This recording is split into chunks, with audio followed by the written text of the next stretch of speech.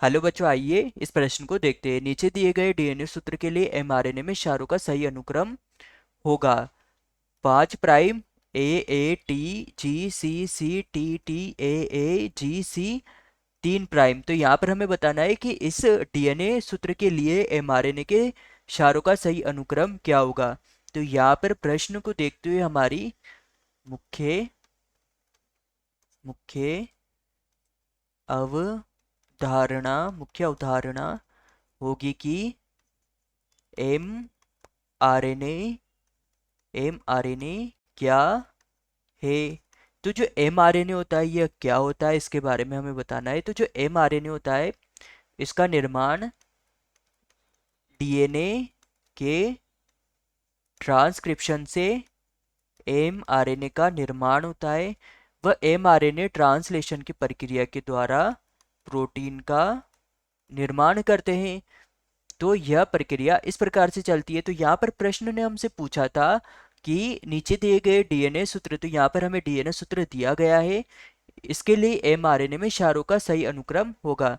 तो यहाँ पर जो इन क्षारों का सही अनुक्रम होगा एमआरएनए के लिए वह इस प्रकार से होगा कि यहाँ पर 5 प्राइम से जो सी है, इस सी के लिए यहाँ पर C G A T T C C G T A के लिए जो सही अनुक्रम होगा वह होगा सी के लिए यहाँ पर होगा जी, वह जी के लिए होगा सी, वह यहाँ पर ए के लिए यह आरएनए है तो यहाँ पर ए के लिए होगा यूरेसिल अर्थात यू, यहाँ पर यू।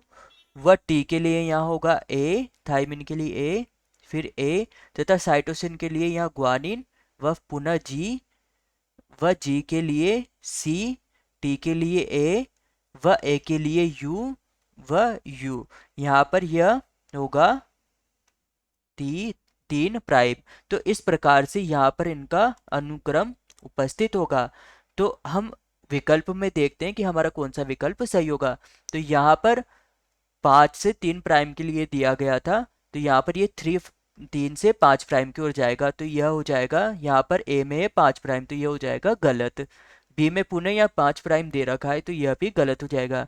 सी में हमारे पास 3 प्राइम जो सही है, फिर इसके बाद U U A C G G A A U U C G 5 prime. तो यह हो जाएगा हमारा सही उत्तर, उत्तर सी।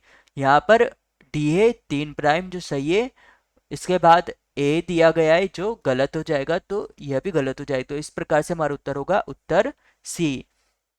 यह हमारा प्रमुख प्रमुख सिद्धांत प्रमुख सिद्धांत होगा कि एम आरएनए के द्वारा प्रोटीन निर्माण की प्रक्रिया प्रक्रिया कोशिका द्रव्य में